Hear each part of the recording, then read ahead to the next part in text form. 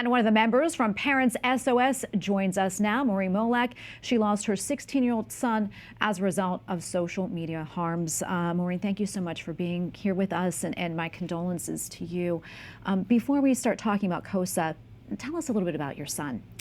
My son David was a great kid. He was tall and lanky and a basketball player, and he had been playing basketball pretty much his entire life. He loved to make his friends laugh.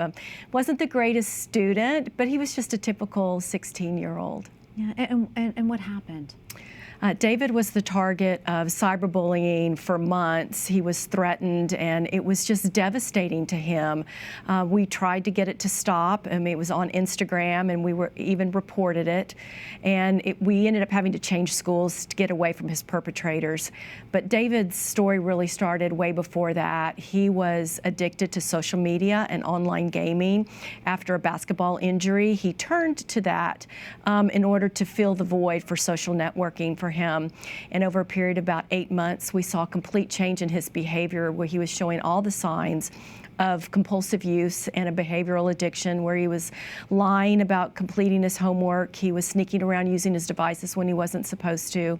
He would get angry and aggressive when we would try to get him to stop. And then there towards the end, he started stealing from us in order to purchase virtual assets to increase his player power through some of these games.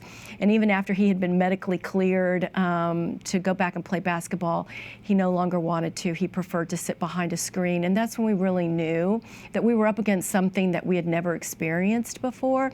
And we were getting him the mental health supports that he needed.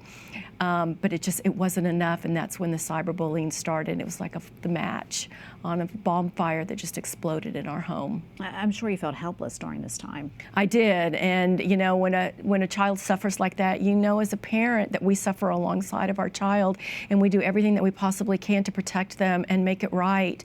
And in this particular situation, I was up against something that was way bigger than what we could handle, and we knew enough about to be able to deal with it. And that's why we reached out to professionals for help, but it just wasn't enough. Yeah, and sadly, you're not alone.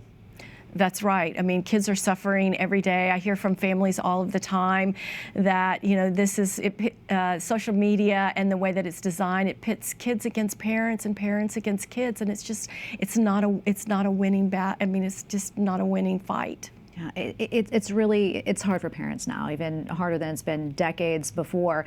And you're part of a group, Parents SOS. You're in town in Washington, D.C. today to talk about KOSA, the Kids Online Safety Act.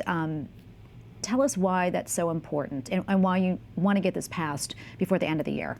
Well, Parents SOS is made up of lots of parents whose children have died from various harms, from purchasing drugs on social media that were laced with fentanyl, kids whose children have died from suicide after sextortion, and from choking challenges. And so we've come together and we've been advocating for KOSA for about 2.5 years now. This is my 14th trip to DC, and to try to encourage lawmakers to pass KOSA. You know, it passed out of the Senate 91-3, and we're set. We were just so encouraged that we were going to get it done this year, and now we're kind of in a holding pattern. Yeah, and I know it's a bipartisan bill. What's the holdup in the House? Well, right now we're waiting on Speaker Johnson and Majority Leader Scalise to come to the table and work on any issues that they may have, lingering issues that they may have with the bill. You know, the bill was completely vetted in the Senate, and you know, it had several iterations of it, and we have you know, Senator Cruz, a constitutional lawyer that made sure that it would stand up in court if it ever got challenged. And there's, you know, people from both sides of the aisle. We have Leader Schumer, and so, you know, it's just one of those bills that, with that kind of bipartisan support, it's really shocking to the parents that we are in this place at the end of this session, and we have not seen it be able to come out of the House for a floor vote. Yeah, Maurine, what does it do quickly, and what does it not do? Yeah, well, it does not, it's content neutral, so it doesn't censor any kind of speech. It is a bill that has a duty of care in there where it requires the social media companies to design and operate their platforms to make sure that kids aren't exposed to certain harms. So that would be things like compulsive use, those design features that might encourage compulsive use that could lead to anxiety and depression, harassment, sextortion, and those types of harms that we know that are really affecting our kids. It is not about protecting any kind of speech.